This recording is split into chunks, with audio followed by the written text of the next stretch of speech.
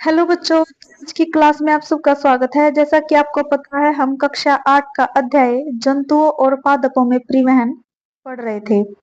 तो इसमें हमने अपने हृदय के बारे में पढ़ लिया था, रक्त के बारे में पढ़ लिया था, रक्त वाहिकाओं के बारे में सारा पढ़ लिया था। तो आज हम इसमें पढ़ने वाले हैं मानव उत्सर्जन तंत्र। तो अपना कॉपी पेन साथ में लेके बैठना और साथ में नोट्स बनाते चलना, ताकि आप एग्जाम टाइम में अच्छे से रिवाइज कर सको। तो चलिए शुरू करते हैं। पशुओं में उत्सर्जन। उत्सर्जन का मतलब होता है शरीर से अपशिष्ट पदार्थ, यानी जो वेस्ट है, हमारे काम के नहीं है, उनको बाहर निकालना। तो शरीर की कोशिकाओं में विभिन्न क्रियाएं होती हैं, जैसे यूरिया, यूरिक एसिड और अतिरिक्त जल जैसे अपशिष्ट पदार्थ बनते हैं और इन्हें शरीर से बाहर निकालना पड़ता है।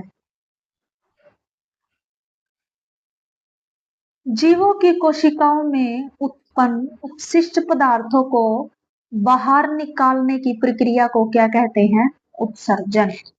तो जितने भी हमारे जीव हैं, उन सब की कोशिकाओं में कुछ अपशिष्ट पदार्थ उत्पन्न होते हैं, जैसे कार्बन डाइऑक्साइड हो गया, या और भी हमारे रक्त में बहुत सारे उत्सर्जित पदार्थ होते हैं। उनको बाहर निकालने की जो प्रक्रिया है, उसे ही हम क्या कहते हैं? उत्सर्जन। उत्सर्जन की प्रक्रिया में सहायता करने वाले अंग उत्सर्जन तंत्र का निर्माण करते हैं। अब उत्सर्जन में जो हमारे अंग यूज होते हैं, उसे ही हम पूरे अंगों को या पूरे सिस्टम को मिलाकर हम बोलते हैं उत्सर्जन तंत्र। तो उत्सर्जन तंत्र में जैसे अलग अलग पशुओं में अलग अलग उत्सर्जी उत्पाद होते हैं। तो अलग अलग पशुओं में पढ़ते हैं। सबसे पहले आती है हमारी मछलियां। तो मछली आप सबको पता होंगी, जलीय जीव है, जल में रहती है, ठीक है। तो जो जलीय जीव है वो क्या उत्सर्जित करते हैं? अमोनिया। तो जो उनमें उत्सर्जित पदार्थ होता है वो अमोनिया होता है। वो अमोनिया के रूप में अपना उत्सर्जित पदार्थ बाहर निकालते हैं, जो शरीर से बाहर निकलते ही सीधा पानी में घुल जाता है। कुछ स्थलीय जानवर जैसे पक्षी, छिपकलियां और सांप एक अर्ध ठोस सफेद यौगिक उत्सर्जित करते हैं, जिसे यूरिक एसिड के रूप में जाना जाता है। आप सबने छिपकली का उत्सर्जित पदार्थ देखा होगा, जो अर्ध ठोस होता है, नहीं ठोस होता है और व्हाइट कलर का होता है। तो वो क्या होता है? उसमें यूरिक एसिड होता है। ये बहुत जहरीला होता है और अगर हमारे शरीर पर टच हो जाए तो हमें इन्फेक्शन, एलर्जी वगैरह हो सकती है। उसके बाद आता है मनुष्य। मनुष्य में क्या उत्सर्जित उत्पाद होता है? मनुष्य मुख्यतः यूरिया यूरिया को अपने प्रमुख उत्सर्जित उत्पाद के रूप में उत्सर्जित करता है। इंपॉर्टेंट क्वेश्चन है, कई बार यहाँ से पूछ लेता कि भाई मछलियां होती है जो, या जो जलीय जीव होते हैं, उनमें उत्सर्जित पदार्थ कौन सा होता है? अमोनिया। या कुछ स्थलीय जीव होते हैं जैसे छिपकली, सांप, इनमें क्या होता है? Uric acid. और जो मनुष्य होते हैं उनमें मुख्यतः क्या पाया जाता है? यूरिया। तो ये तो था उत्सर्जित उत्पाद। तब हम पढ़ते हैं मनुष्यों में उत्सर्जन तंत्र, यानी मनुष्य में कौन कौन से अंग है जो उत्सर्जन में यूज होते हैं, उपयोग होते हैं। उत्पाद तो हमने पढ़ लिया कि मनुष्य जो है यूरिया का उत्सर्जन करते हैं। उनका जो वेस्ट पदार्थ है, उत्सर्जित पदार्थ है, वो क्या है? यूरिया। तो उत्सर्जन तंत्र रक्त से अपशिष्ट पदार्थों, उत्पादों और अतिरिक्त पदार्थों को निकालकर स्वास्थ्य को बनाए रखने के लिए महत्वपूर्ण है। जो हमारे शरीर में अपशिष्ट पदार्थ हैं, उनको बाहर निकालने के लिए ये बहुत महत्वपूर्ण है। ये होता है हमारा उत्सर्जी तंत्र, जैसे आप पूरा देख रहे हैं इसमें। ये पूरा हमारा उत्सर्जन तंत्र है, मानव उत्सर्जन तंत्र। ये दो हमारी वृक्क हैं। वृक्क क्या होती है बताओ? किडनी। तो ये दोनों हमारी किडनी है, जिन्हें हम गुर्दे भी बोलते हैं। सुना होगा ना कई बार कि भाई इसके गुर्दों में पथरी है। तो वो किडनी होती है। किडनी में स्टोन इकट्ठा हो जाता है हमारा। ये होती है हमारी मूत्र वाहिकाएं, और ये होता है हमारा मूत्राशय। यहाँ पर हमारा मूत्र इकट्ठा हो जाता है, और ये है मूत्र मार्ग। और यहाँ से मूत्र रंध्र, यहाँ से जो सारा उत्सर्जित पदार्थ है यूरिया के रूप में शरीर से बाहर निकल जाता है।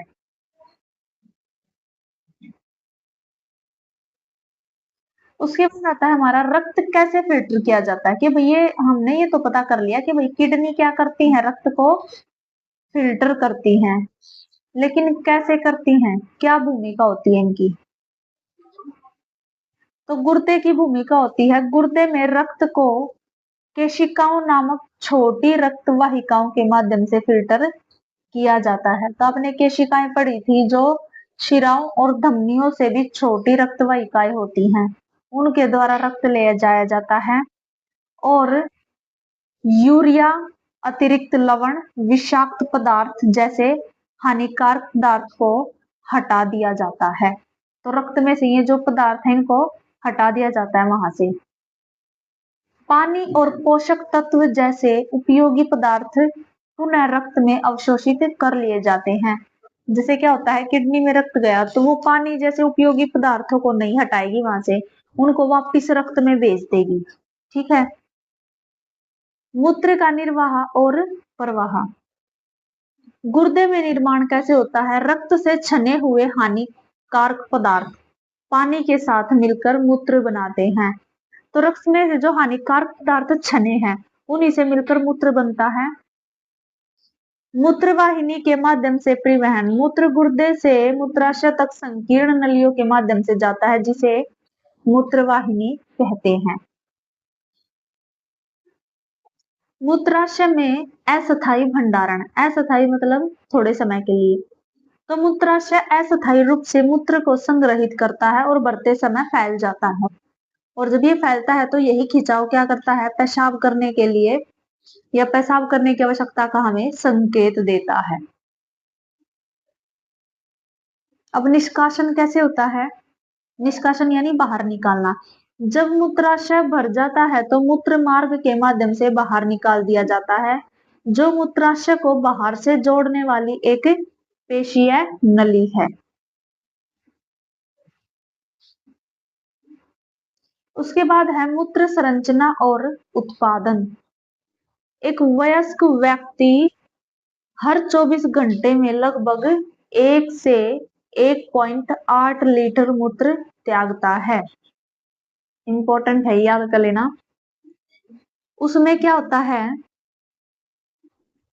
95% तो जल ही होता है, पानी होता है वो।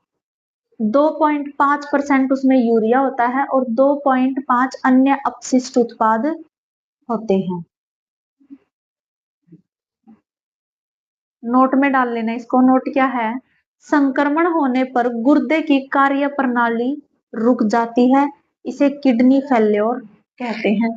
कई बार हमारी किडनी फेल हो जाती है, तो संक्रमण के कारण हमारे जो गुर्दे हैं उनकी कार्य प्रणाली रुक जाती है, वो रक्त को फिल्टर करना, साफ करना छोड़ देती हैं। इसे ही हम क्या कहते हैं, किडनी फेल्योर, के भाई इसकी किडनी जो है वो फेल हो चुकी है। और फिर डॉक्टर इसका इलाज कैसे करते हैं, अपशिष्ट पदार्थ क्या है, फिर भाई किडनी तो फेल हो गई, अपशिष्ट पदार्थ रक्त से बाहर कैसे निकलेंगे, निकल ही नहीं पाएंगे। तो क्या होता है, अपशिष्ट पदार्थ रक्त में ही रह जाते हैं। जब तक रक्त फिल्टर नहीं किया जाता तो जीवित रहना मुश्किल हो जाता है। भाई हमारे शरीर में सारा खून गंदा हो चुका है, उसमें जो है यूरिया भर चुका है, तो अब जीना हमारा थोड़ा मुश्किल हो जाता है। इसलिए इसे एक कृत्रिम किडनी के माध्यम से, कृत्रिम यानी मानव निर्मित द्वारा नकली किडनी के माध्यम से फिल्टर किया जाता है, और इस प्रक्रिया को कहते हैं डायलिसिस। ये डायलिसिस एक प्रकार की किडनी होती है जो मनुष्य द्वारा बनाई गई होती है, बाहर रखी होती है। कृत्रिम किडनी को डायलिसिस मशीन भी कहा जाता है। मनुष्य के शरीर में 2 नालियां लगा दी जाती हैं, एक नाली से रक्त बाहर निकाल के इस मशीन में डाला जाता है और दूसरी नली से इस मशीन से वापस शरीर में डाल दिया जाता है, साफ करके। इस प्रक्रिया को हम कहते हैं डायलिसिस, और जो वो मशीन है उसे कहते हैं डायलिसिस मशीन। उसके बाद पसीना में क्यों आता है, क्या ये भी उत्सर्जित पदार्थ है या इसका उद्देश्य क्या है। तो पसीना क्या है, पसीने में पानी और लवण होते हैं, पानी और लवण यानी कुछ साल्ट। गर्मियों में पसीने में मौजूद लवणों के कारण कपड़ों पर खासकर बगलों जैसे हिस्सों पर सफेद धब्बे बन जाते हैं। पसीने का एक और काम भी है। जिस तरह मिट्टी के घड़े के छिद्रों से निकलने वाला पानी उसे ठंडा करता है, उसी प्रकार यह हमारी त्वचा से निकलने वाला पसीना हमारे शरीर को ठंडा रखने में मदद करता है। जैसे घड़े से पानी निकलता है ना गर्मियों में, पानी निकल करके वो ठंडा कर देता है उसको वाष्पीकरण के कारण। ठीक है, तो वैसे ही जैसे हमारे शरीर से पसीना निकलता है तो हमें भी ठंडक महसूस होती है। आप सबने महसूस किया होगा इसको।